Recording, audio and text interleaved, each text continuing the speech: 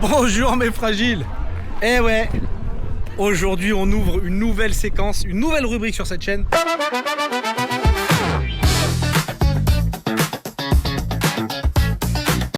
Puisque évidemment, si vous voulez voir de la performance, et ben c'est pas avec moi que vous allez en trouver. Par contre, eh ben, je suis allé recruter. Et là, alors ce qui est bien, c'est que j'attaque tout de suite moi par le mieux. C'est-à-dire que je suis désolé, mais tout ce qui arrivera derrière, ça sera moins bien. Marie-Charlotte, la queen. Et donc l'idée, alors c'est de trottiner ou de marcher. Là, le problème c'est que si moi je me mets à courir, elle va dire ouais bah quand tu veux on se met à courir. Voilà, donc peut-être qu'on va faire que marcher et puis au moins il n'y aura pas de piège quoi. Marie, ça va d'abord dans un premier temps? Ça va. Ouais. Alors, est-ce que peut-être que le plus simple, plutôt que de tout détailler, c'est que je vous mettrai à l'image le palmarès de Marie-Charlotte. Et puis, il faudra que je ronge sur les bords parce que voilà, il n'y a pas de début, il n'y a pas de fin. C'est tellement extravagant. Premier, deuxième, c'est quand elle a décidé de faire plaisir à la première. Hein. Ni plus ni moins. Non. Et donc Marie, alors, ce format, j'avais décidé de l'articuler autour de questions assez simples. Mais ce format d'abord, c'est un format où moi j'ai décidé d'interviewer les gens qui m'inspirent dans la course. Alors il n'y aura pas forcément que des gens de talent, hein, parce qu'il n'y a pas que les performeurs qui m'inspirent, mais il y a aussi les performeurs, et je m'aperçois que je parle beaucoup trop, mais je veux quand même placer les bases. C'est que j'ai l'habitude de le dire, très souvent les athlètes élites que je rencontre, ils brillent encore plus que par leur performance, mais par leur humilité. Et Marie-Charlotte, c'est exactement ça. C'est-à-dire que, eh bien, elle est trop gentille. Elle est aussi gentille qu'elle est performante. Donc Marie, toi, j'ai pu lire à droite, à gauche que tu avais fait beaucoup de sports plus jeune. Ouais. Différents sports, du judo. Ouais. Du tennis, non, c'était? Beaucoup de judo, non, pas de tennis, mais j'ai fait beaucoup de judo. J'ai fait un petit peu d'athlétisme. Ouais. J'avais fait un seul cross en étant jeune dans ma vie. Ouais. J'avais bien aimé, j'avais bien gazé, mais après, c'est vrai que j'ai quitté l'athlétisme parce que les entraînements de judo me prenaient trop de temps. Ouais. Et j'ai fait beaucoup d'équitation. D'accord. Ouais.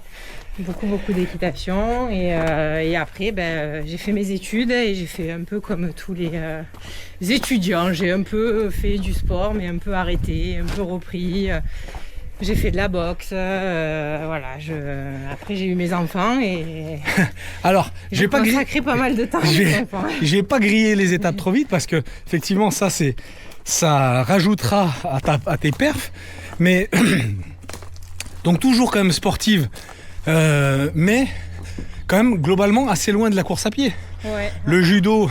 Après pour s'entraîner, il fallait toujours courir un petit peu, donc je courais un peu, mais je kiffais pas non plus ça quoi. Et alors qu'est-ce qui t'a amené alors déjà à la course à pied, et puis après à la performance dans la course à pied? Quand j'ai eu ma fille, j'avais des kilos en trop. Et je me suis mise à courir 3 fois par semaine.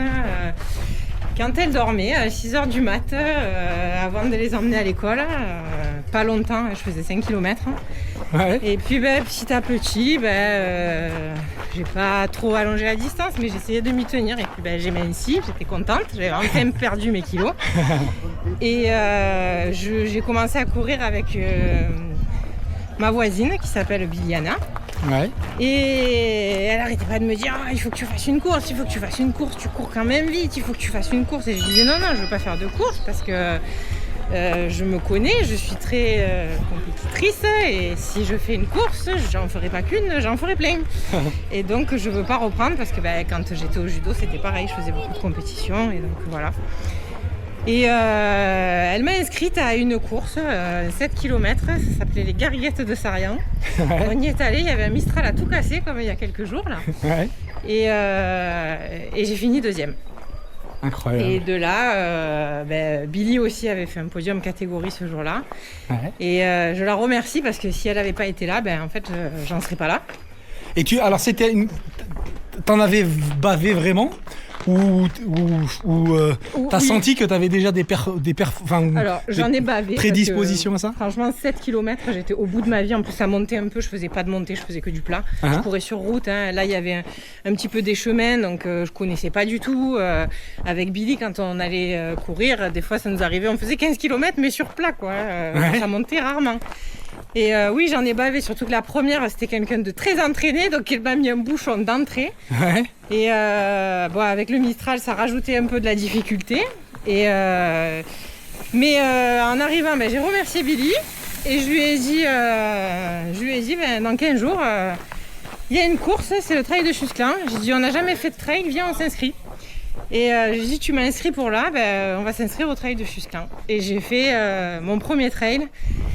J'ai tenu la 3e place, c'était 13 km, il y avait beaucoup de dénivelé, j'avais jamais couru dans des sentiers, j'avais pas les chaussures adaptées, rien, pas la tenue, j'avais mon pull autour de la taille, j'ai fait une crise d'hypo, c'était la cata. Et j'ai tenu la 3e place pendant quelques kilomètres jusqu'à rétrograder à la 7e place. Et quand je suis arrivée, j'avais tout sourire et quand j'ai attendu Billy qu'elle arrive et quand elle a passé la ligne d'arrivée, je lui ai dit c'est ça que je veux faire, du trail. Magnifique. Alors il y a quand même 2 choses que je retiens, c'est que finalement on peut faire on est débutants tous autant qu'on est, c'est-à-dire que aujourd'hui, Marie, vous avez vu son palmarès et elle a commencé finalement avec des erreurs de débutants. C'est ça.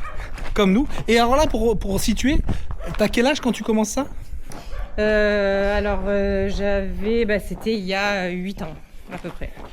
Donc t'avais 15 ans, quoi. Ouais. 20 ans. Non, j'ai pas le droit.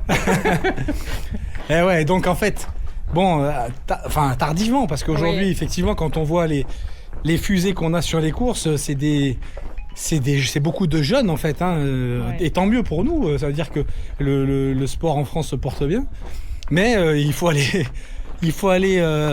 faire de la compétition avec des jeunes lapins, quoi. C'est ça, et de plus en plus, parce qu'il y a de plus en plus de jeunes maintenant qui se préparent et qui s'inscrivent sur des courses. Ouais, alors tant mieux, et alors c'est là où ça rend encore plus grande tes performances, parce que qu'il faut combattre avec... Oui, mais on apprend d'eux aussi. Avec j'ai beaucoup appris des gens qui m'ont battu, ou des gens qui sont arrivés derrière moi et qui sont toujours derrière moi. Et on apprend toujours en fait des gens avec qui on court. Ouais. Vite ou pas. Vite ou pas. Alors c'est bien, ça m'arrange un peu que tu dis ça. Mais c'est vrai. Et c'est toujours plaisant de faire un footing. Il y en a qui se disent oh non, je vais pas courir avec Marie parce qu'elle court trop vite et ça m'énerve parce qu'en fait des fois ça me fait du bien de faire un footing justement avec quelqu'un qui sait courir doucement parce que on sait pas forcément courir doucement et puis on met trop d'intensité tout le temps. Ouais. Et en fait des fois ça pose un peu et puis ça permet de redescendre aussi. D'accord. Il y a une course ou un souvenir de course en particulier qui te revient en tête dans ta longue carrière, enfin plutôt ta riche carrière? La course la plus difficile que j'ai eu à faire, et c'était la seule course de 63 km que j'ai fait, mais je dis toujours à Cyril que je la referai. Ouais. Et pourtant les conditions étaient à chier complet. Ouais. Il pleuvait, il a neigé, c'était plein de boue, c'était l'hivernal des Templiers. Ouais, c'est l'année dernière ça. Décembre, ouais. C'est au mois de décembre et c'était très très dur. J'avais jamais fait de 63 km. Et en fait, pas de podium. Mais oui, mais t'étais blessé, il me semble, ou tu t'es blessé? Je me suis fait la cheville au 30e kilomètre et j'ai fait 36 km avec une entorse. Ouais, alors voilà, alors si je le dis pas, vous voyez quand je vous parlais d'humilité, c'est-à-dire qu'elle l'aurait pas dit, et je m'en souviens moi. Donc, je voulais tellement finir que j'ai fini. Il n'y a rien eu à la clé, mais j'ai fini ma course et j'étais tellement fière de la finir. Donc il y avait la fierté, qui vaut souvent beaucoup de médailles. C'est ça. Alors il y en a qui pourraient dire t'aurais dû t'arrêter, t'avais une entorse. Après oui, j'ai dû m'arrêter de courir pendant 15 jours Mais c'était ma dernière course et je passais sur le billard pas longtemps après, donc je voulais vraiment la faire. Classe. Magnifique. Et mis à part celle-là, il y a une course qui te fait rêver dans... Alors, on est tous, on se dit tous, on aimerait un jour passer l'arche de l'UTMB avec la musique Ouais. Alors, je t'avoue que ça me faisait rêver, vraiment beaucoup, mais peut-être de moins en moins, parce que ça devient tellement, tout ce qu'il y a autour, ça devient tellement... Et là, c'est vrai que cette année, je refais de plus en plus de petites courses. Ouais, tu sors un peu de ce... ce qu'on aime finalement dans la course à pied, c'est des valeurs... des valeurs simples, ouvertes à tous. Je me suis retrouvée souvent sur des courses où c'est la perf et t'as certains. Alors après, il y a quand même un bel esprit dans le trail. On va pas le. Mais c'est vrai que quand déjà il y a une pression. Quand on gagne des courses, et il y a des gens qui le comprennent pas forcément, mais il y a une grosse pression. On arrive sur une course, on sait que tout le monde nous attend, donc.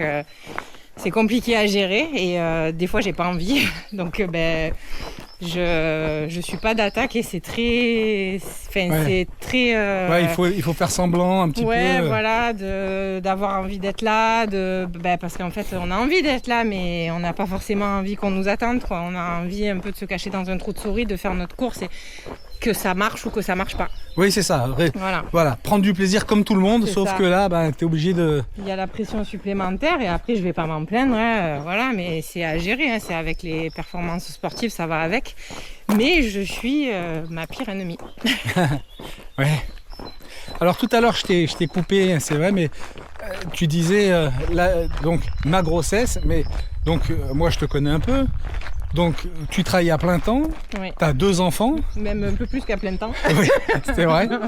Alors déjà, bravo, parce que j'en parlais tout à l'heure avec des compagnons d'échappée là sur la course, mais on n'est pas tous égaux. Alors déjà, physiologiquement sur la course à pied, mais aujourd'hui, on entend beaucoup parler d'élites, de stars, mais qui ont aussi une vie basée sur la course à pied, c'est-à-dire qu'ils courent, puis ils se reposent, et puis ils recourent. Enfin, ils cherchent plutôt à se reposer. C'est ça. Ils récupèrent. Voilà. Et il faut pouvoir le faire, ce qui n'est pas ton cas. Donc ça multiplie encore plus tes performances et tout ce qu'on peut. Toute l'admiration qu'on peut avoir pour toi, pour tes performances. Alors il y a forcément un secret. C'est quoi ton secret à toi? Je suis un peu hyper active. Ouais. Et après, on se soutient beaucoup aussi avec Cyril. Donc on sait que la course à pied, c'est un peu notre échappatoire en fait. Donc c'est un peu notre moment où on oublie, on essaye, ça nous arrive de parler de boulot quand on court ensemble, bien sûr, on travaille ensemble, on vit ensemble, on a une entreprise, donc on est un peu Merci obligé. Bureau 30. Mais ouais, c'est un peu notre échappatoire et nos enfants le savent, donc ils savent que par exemple le dimanche matin, c'est footing long pendant qu'ils dorment, mais on essaye de... Coucou, merci. On essaye de respecter toujours d'être là vers 11h30 midi pour manger avec eux, pour c'est pas au détriment de la famille. Non, toujours nos enfants passeront toujours en premier. S'il y a genre un spectacle de danse où il n'y a pas de course, parce que c'est la danse de Lana qui passera en premier, ou le vélo pour Ivan, ou la natation. On sait que il y a des fois où c'est comme ça. Et le boulot, des fois, on s'entraide. Alors, si il doit fermer le magasin, il peut pas courir le soir, donc je le laisse y aller le midi, je m'occupe du magasin, on se relaie. Et puis, si un jour il y en a un qui fait plus d'heures pour que l'autre aille courir, on se débrouille. On essaye de s'entraider pour qu'on trouve chacun notre équilibre. Et alors, c'est pas toujours facile, faut pas croire. Ça crie beaucoup aussi, et on n'est pas toujours d'accord. Mais c'est pas le paradis, c'est pas le Insta.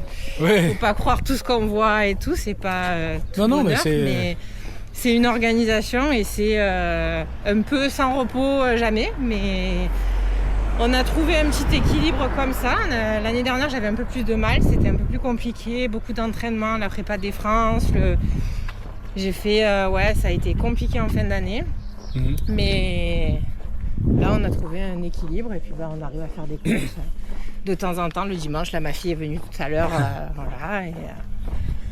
Ouais, c'est... Et oui, on se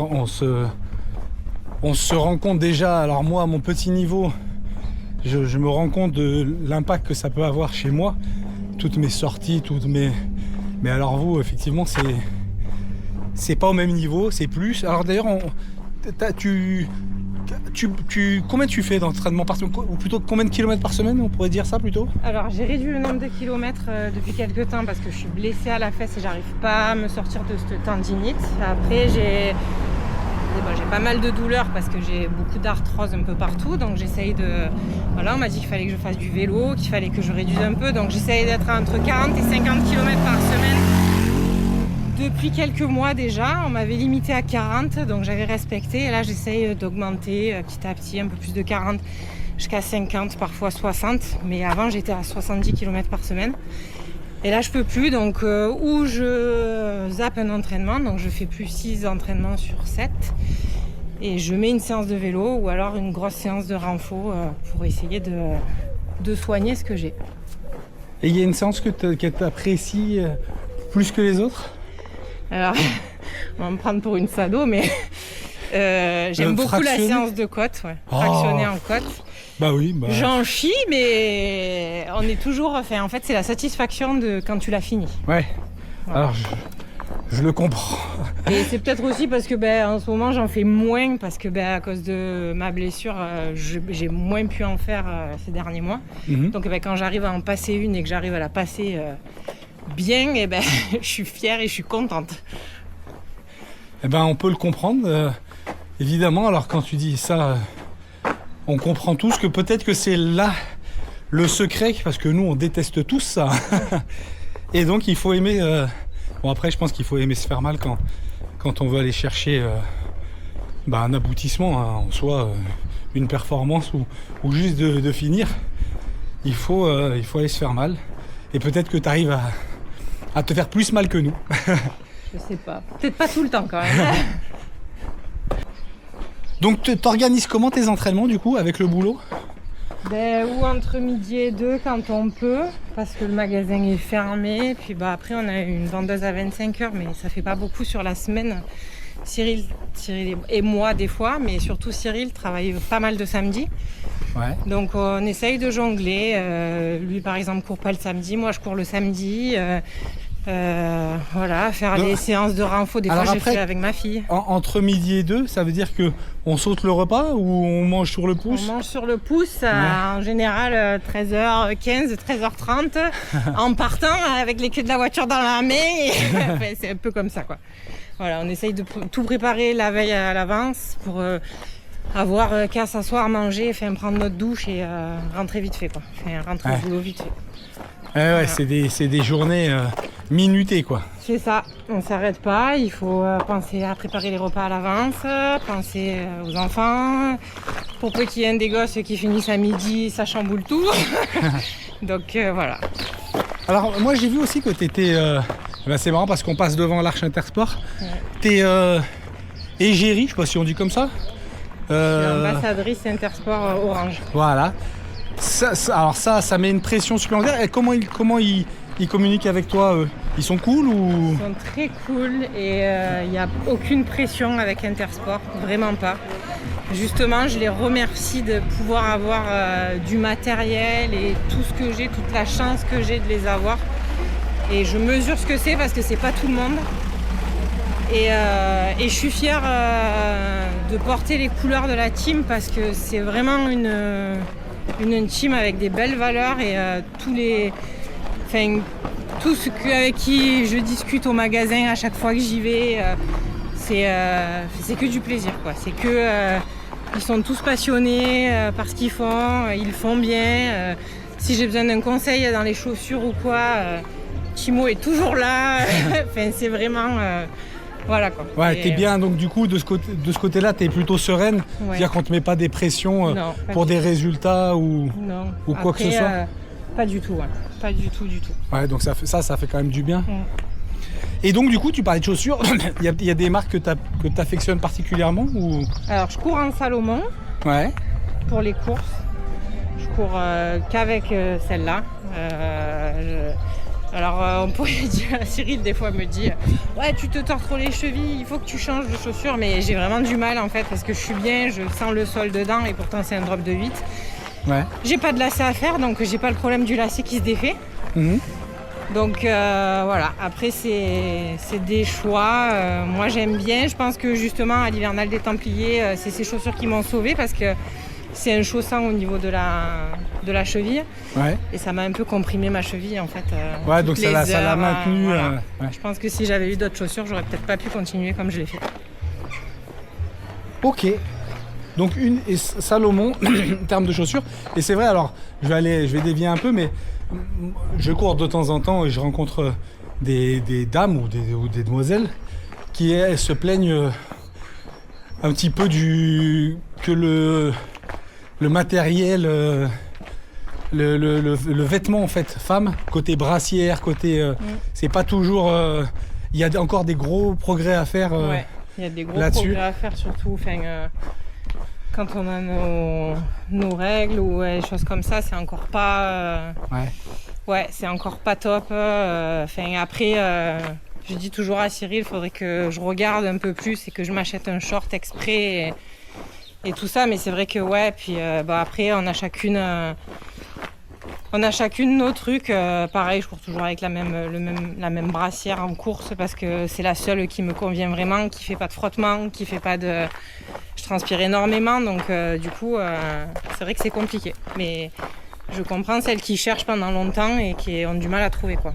Ouais, on a encore du boulot à faire parce que, alors on en a parlé, avec qui j'en ai parlé, je sais plus, sur une course il n'y a pas si longtemps, et on disait qu'il y a encore, hélas, le trail, même si ça commence à se démocratiser, eh bien, c'est encore très masculin. Donc, nous, les garçons, c'est propre ou pas, on pourra le dire, mais on n'a pas de gros problèmes pour aller aux toilettes. Et ça, on pense pas aux femmes. Enfin, il y a plein de choses qu'on ne tourne pas encore. C'est pas encore. C'est des courses mixtes qui sont quand même tournées souvent hommes, quoi. Honnêtement, j'admire celles qui font des courses hyper longues et qui en font souvent ou qui font des ultras. Les nanas qui ont leurs règles, c'est en gestion, franchement c'est énorme, quoi. Et je trouve que c'est beaucoup plus compliqué même qu'un homme, et je trouve que même je soulève des fois avec des copines.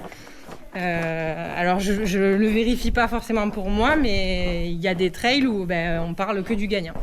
Que du gagnant et jamais de la gagnante. Et pourtant, je trouve que, et même sans compter, même pas forcément que le gagnant, aussi le dernier. Des fois, les derniers, ils ont encore plus de mérite.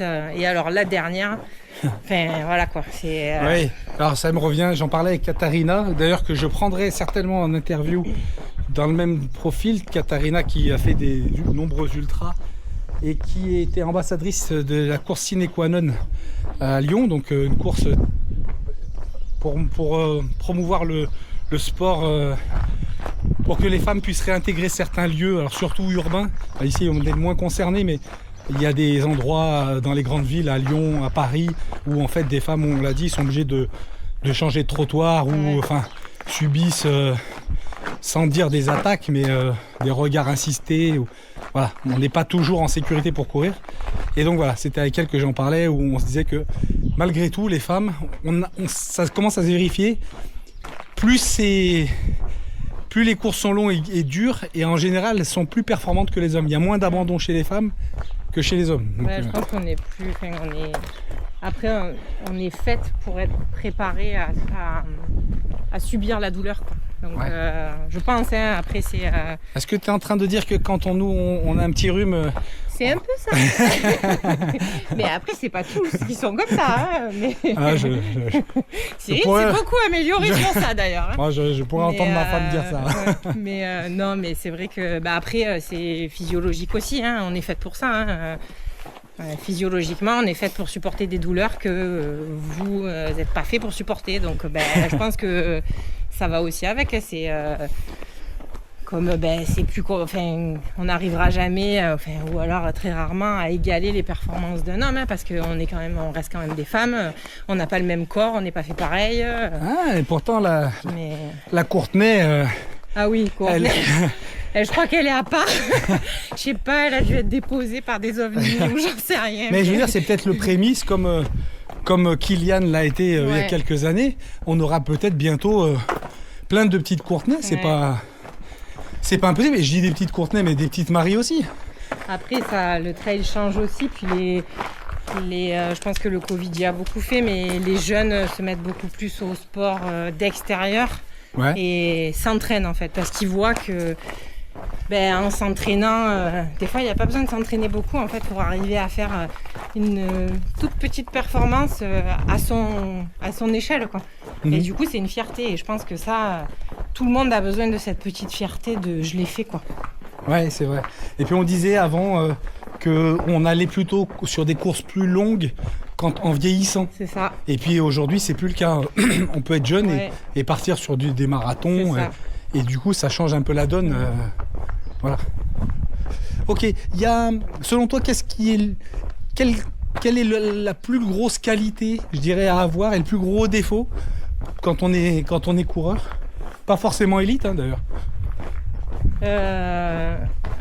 Je dirais l'entraide, parce que j'ai vu trop de gens qui s'en foutent. Il y a des gens qui sont tombés devant moi et pourtant j'étais bien placée, je m'arrête toujours. Ouais. Même si je m'arrête pas longtemps et qui me dit à chaque fois, la plupart du temps c'était des gars, vas-y, c'est bon. Je demande quand même si tout va bien, quoi, parce que on sait jamais ce qui peut se passer, s'il est pas bien et j'aimerais qu'on le fasse pour moi. Alors évidemment, je suis peut-être à part, je sais pas, mais j'avoue que si je tombe et que c'est une fille qui arrive, je lui dirais de partir et de continuer sa course, pas de rester avec moi. J'ai pas le truc, même ça m'est arrivé sur des courses de ne pas aller dépasser la fille que j'ai aidée devant moi, quoi. D'accord. Parce que de toute façon, ça m'aurait servi à rien, j'aurais gagné une place et puis c'était pourquoi, alors que je suis pas... t'aurais l'impression d'avoir pas mérité... c'est ça, parce qu'elle était plus méritante que moi, et puis sur les quelques mètres de l'arrivée, c'est... Après, est-ce que ça fait pas partie de la course Oui, mais après il y a une différence entre jouer une course au sprint, être bien placé et vraiment avoir attaqué toute la course et jouer, là, ça m'est arrivé, voilà. Mais avoir aidé quelqu'un, avoir parlé avec elle, et puis lui dire que en gros je suis là, mais que voilà, c'est pas, je suis fatiguée et que je viens rien chercher pour après lui passer devant, non. Un minimum de, non. Ouais, je comprends. Voilà. Et donc donc le défaut, ça serait l'inverse de cette qualité en fait, finalement. Après c'est vrai que c'est bien d'être compétitif, mais il y a une limite à pas dépasser, je trouve. Voilà. Et justement, quand tu disais les hommes et les femmes, je me suis retrouvée des fois dans des courses où les gars devant veulent pas me laisser passer. Ah ouais. Ça arrive pas souvent, mais ça arrive. Ouais, alors en même temps, ça n'a pas l'air tellement surprenant. Et donc il faut faire forcing et il faut se fatiguer pour passer, parce que ils ont pas envie. Et ça m'est arrivé aux France de Trail. Ah ouais. Déjà merci Marie. Je veux juste finir par une question, et je pense que c'est la question que je poserai à toutes les personnes que j'interviewerai. C'est: si tu devais donner un conseil à quelqu'un qui débute dans la course à pied, ça serait quoi? C'est de courir avec le cœur et de jamais rien lâcher. Ça ressemble un peu à une devise, même que tu pourrais utiliser dans la vie, ça. En fait, c'est jamais baisser les bras. En fait, je me suis toujours dit ça. Il faut pas baisser les bras, quoi qu'il arrive. Baisse pas les bras et tout. Tout roule. Après, ça roule pas forcément pour tout, mais au moins essayer. Eh ben, grand merci à toi. Je suis très fier d'avoir fait ce petit moment avec toi. Et je suis très fier que ça commence par toi, ce format. J'espère que ça rendra comme je le vis actuellement.